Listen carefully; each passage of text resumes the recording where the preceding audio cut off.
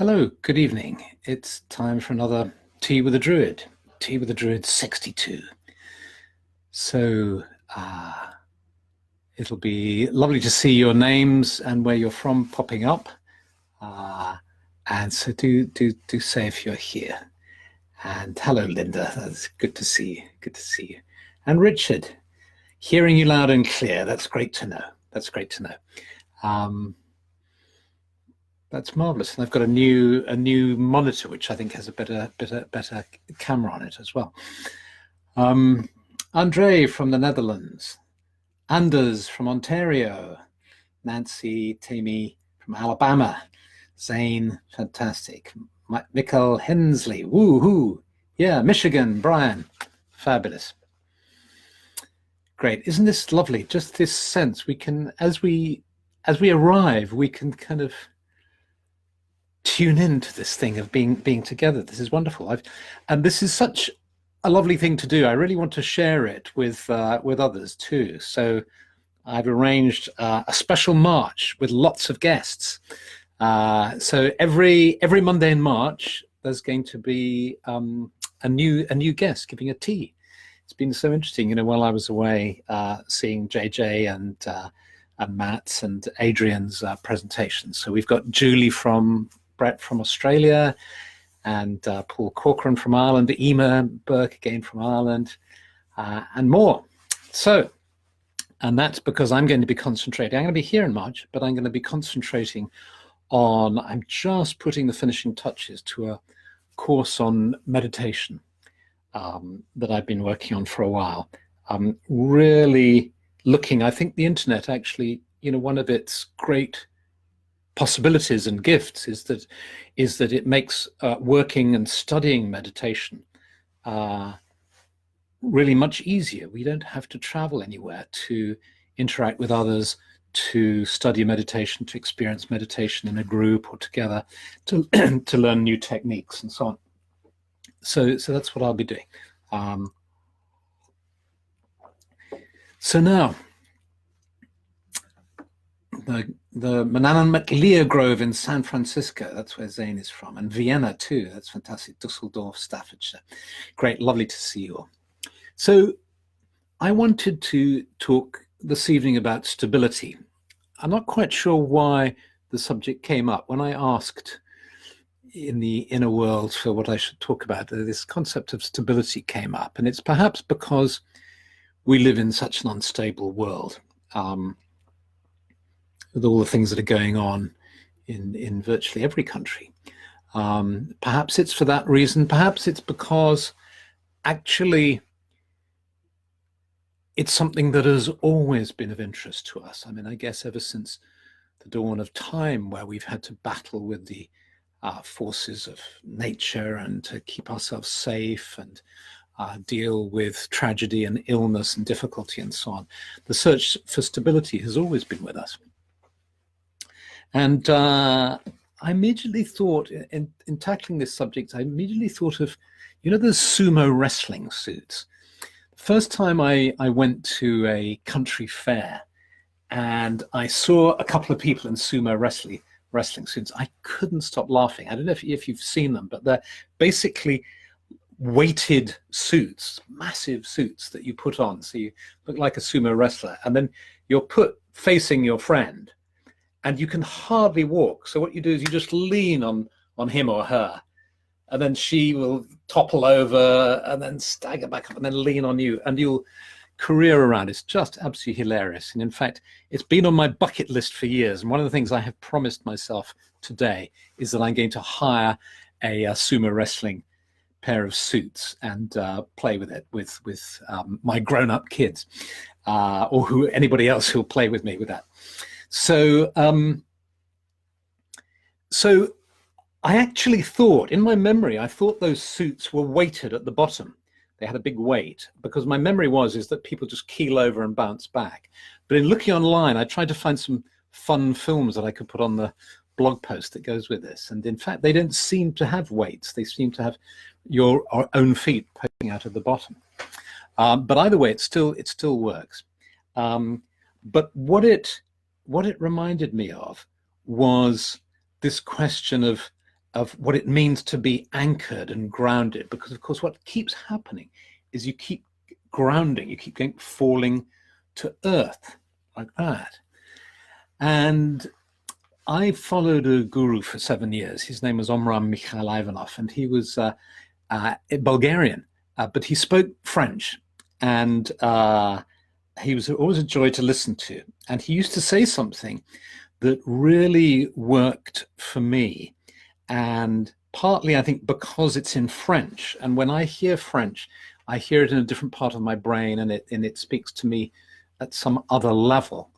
And he used to say this. He'd go inside and he'd say, "Je suis stable, fils du stable, conçu et engendré dans le territoire de la stabilité." So the English translation, it doesn't sound so good. It doesn't sound so good to me. And it goes, I am stable, or I am stability. I am the child of stability, conceived and engendered in the territory of stability. Doesn't sound so good, but je suis stable, je suis fils du stable, conçu et engendré dans le territoire du stabilité, de la stabilité. Sounds somehow good. And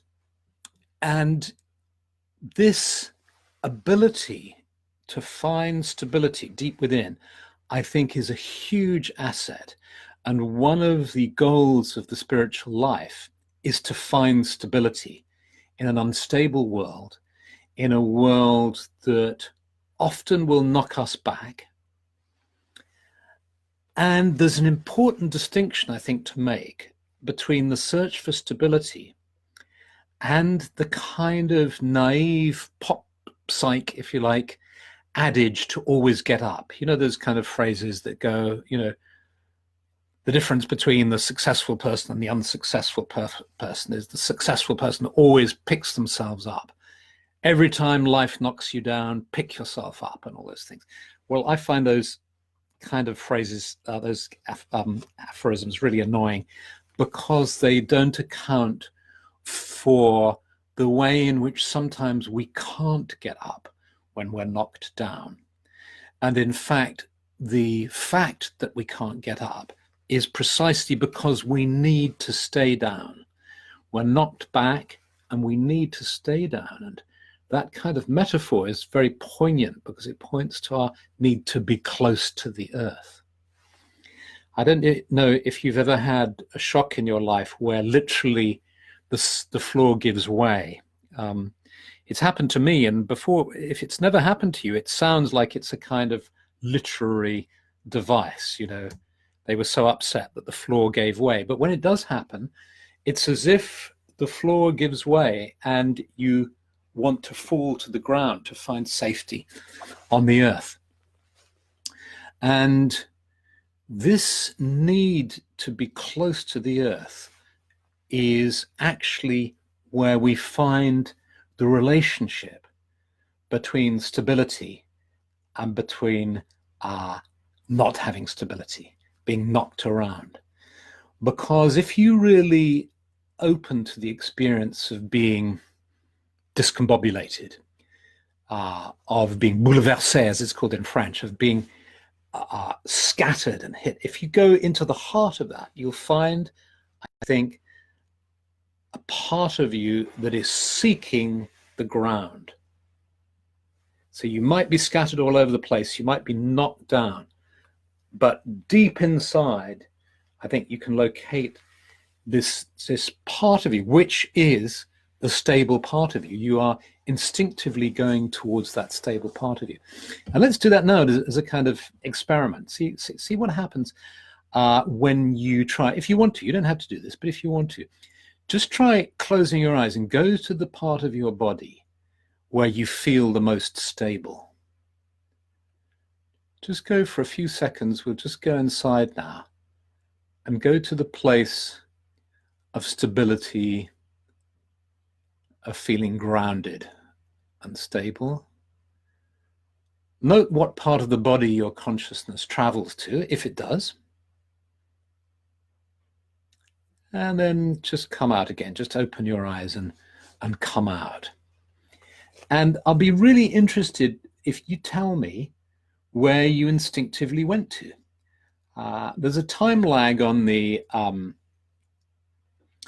Pat Booker's saying my hardest moments ever around a bereavement, I needed to get outside and kneel and just bury my hands in the earth. Yeah, absolutely. It lets some of the pain drain away. So there's and Tara's saying, yes, she literally fell. Yes. So there's a time delay on this. So if you type in what part of the body you went to, if you did go to it, but maybe you went somewhere else, I don't know. But I was trying to get a sense of where in your body awareness you went to.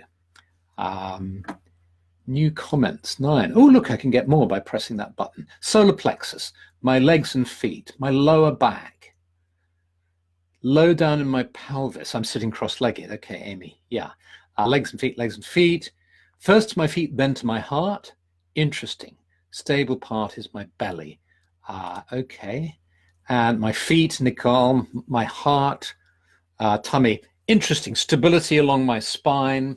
Okay, so there's some hearts there. Chest. Oh, Lawrence, feet, and then also his hands. So this is very interesting. So we all have different places, but I think what the message we're getting is that you did go to places in your body. Thighs and calves, Joseph. Okay. Athena, feet, widely spaced. Cindy Cook, our butts. Okay. So different parts of the body. Interestingly, I didn't think anybody went to their head. Interesting. We didn't go up into our heads. We went down. We went down in some way. Hands, chest, heart, spine, solar plexus. Of course, in Zen and other traditions, they talk about the Hara center, just a little bit below the solar plexus. You can sort of connect with it by pressing your fingers in about 2 inches below your navel. Then there's the solar plexus, and that there's a whole load of kind of energetic work you can do tuning into the solar plexus and that part of the body. And let's work with that now, because I think when we learn to trust our body, like, in those two very powerful experiences that Pat and Tara talked about of falling down, of Pat actually getting her hands in the earth, this sense that I had, yes, of the floor giving way and wanting to get to the earth. They provide a huge clue. And in fact, I think one of the things that spiritual practice can do is it can help us to get to that place without trauma, without in times of peace and quiet. And the more we connect with that place, the more it becomes a center of stability within us that is kind of ever present. I think if you're used to this, if you do it for a long time, if you're used to, in meditation, in visualization, in your work on yourself, you go to this place in your consciousness, more and more you just feel centered as a matter of course. Funny enough, just before I started this broadcast, something happened that could have thrown me off completely. The light here fell down and the sort of bulb smashed everywhere and all the rest of it. It was just 2 minutes before we were due to begin.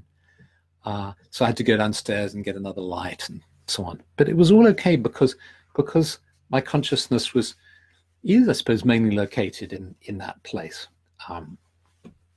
Stephanie would probably say when it's located just a bit above the solar plexus in the tummy area, because I think about food quite a lot. But that would be a very unfair thing for her to say. I'm sure she would never say that. So let's now connect again with that place. And let's see if we can work with it in meditation. So let's just have a little meditation together for a few minutes if you want to. So closing our eyes if we want to, or just keeping them open if you like to. And just become aware of being in your body. And then move your center of awareness to where you feel you're anchored. Just whatever part of the body feels like the anchoring place where you feel earthed, centered, grounded, however you want to put it. And as you do that, if you like, see if you can sort of at the same time open up to an awareness of being seated out in nature, perhaps in the sacred grove, in a clearing in the woods. Just letting go of your awareness of being in front of the computer or the tablet, but just instead sensing that you're out in the woods now, out in the countryside, sitting on the earth, beneath a tree. The trees around you, the sky above you, and the earth beneath you. And feel now the relationship or experience of your earth center and the earth herself.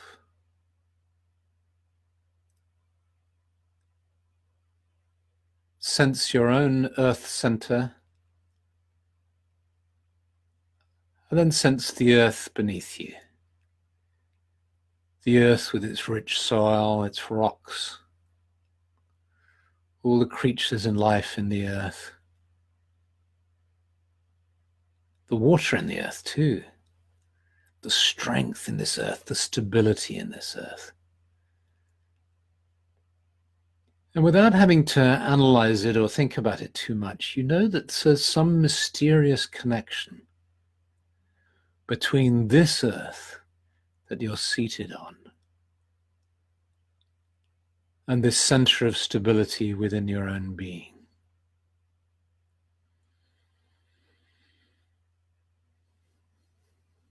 And you just breathe in and breathe out, feeling grounded, centered, sensing the roots of the tree that's behind you that you're leaning against perhaps, sensing these roots going deep down. And you can sense those roots stretching deep into the earth, anchored in the earth. So strong, so stable. And with the energy of the earth and the water nourishing these roots, and this energy flowing up, the earth energy flowing up and flowing into you now, nourishing your energy field, nourishing your physical body too, traveling up your spine, up your body, bringing energy and strength, stability, centeredness.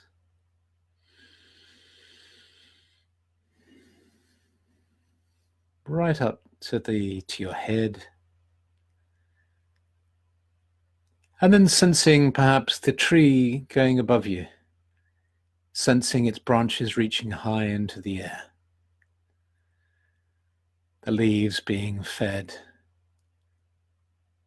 by the sky above.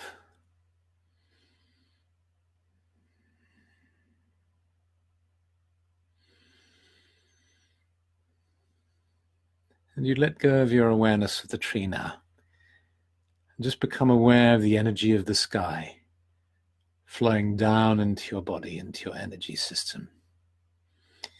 And the energy of the sky meets the energy of the earth.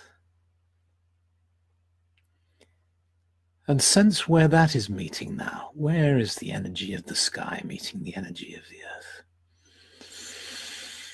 Just breathe in deeply, breathe out deeply. Enjoying this wonderful mixture of sky energy and earth energy within the center of your being.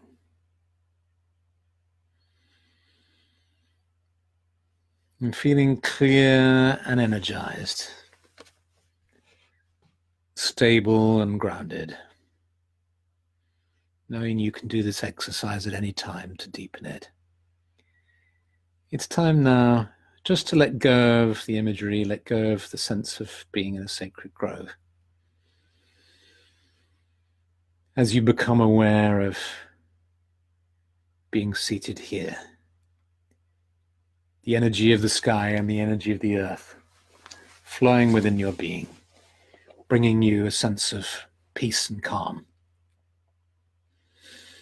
clarity, and oneness with nature. And so you slowly open your eyes, sensing that you're here with all your fellow meditators in this place together. And may the earth be blessed. May the trees be blessed. We sense, all of us, our love flowing to the earth, flowing to the trees, and flowing to the air around us.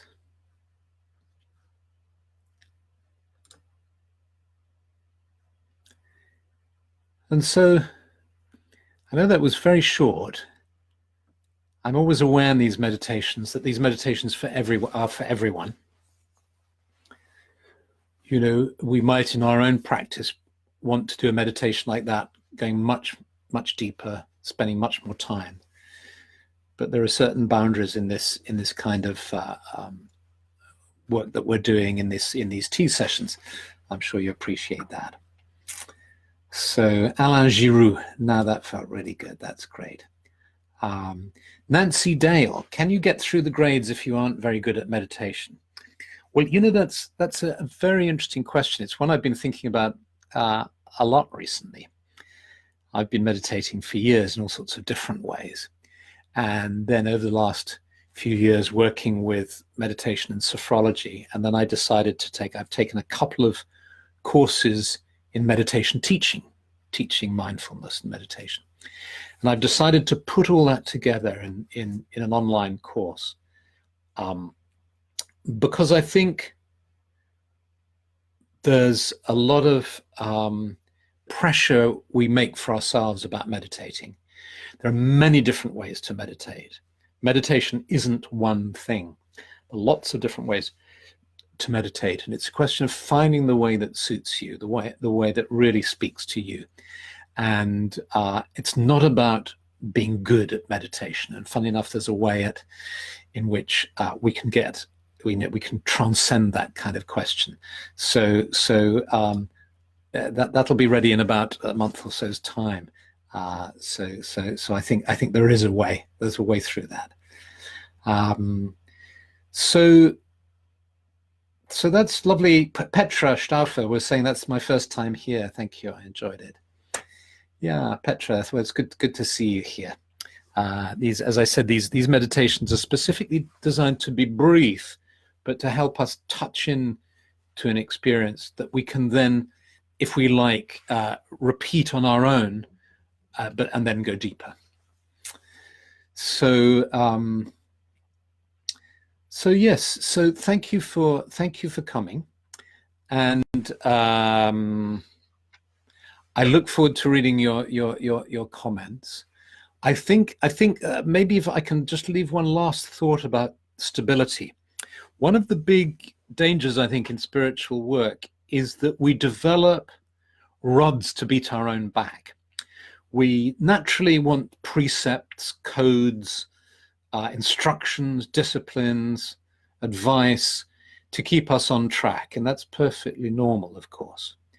But what we have a tendency to do is to grasp onto these and then make them the standard that we must achieve. And then if we don't achieve that, we feel like we failed. So in other words, if we talk about stability and finding stability, there's naturally a way in which we kind of criticize ourselves when we're not feeling stable. We set up stability as a kind of goal. And then when we're feeling a little unstable, a little unsure of ourselves at whatever level, intellectually, physically, or whatever, we then feel bad about it. But in fact, all of life is this kind of dance, and we wouldn't have the experience of stability if we didn't have the experience of instability. And so it's a dance between the two. And we all go through periods of instability, and we go through periods of stability. And of course, stability feels more comfortable. but life isn't about simply making ourselves comfortable. But we can, however, I think, develop techniques and find ways in which to feel more stable, just as we can find ways to feel unstable. I mean, I'm sure we can all think of ways, if I went out now and got on a motorbike and drove it at 100 miles an hour, that would be a good way to feel unstable very quickly. So, of course, we can find ways to feel unstable, ways to feel stable.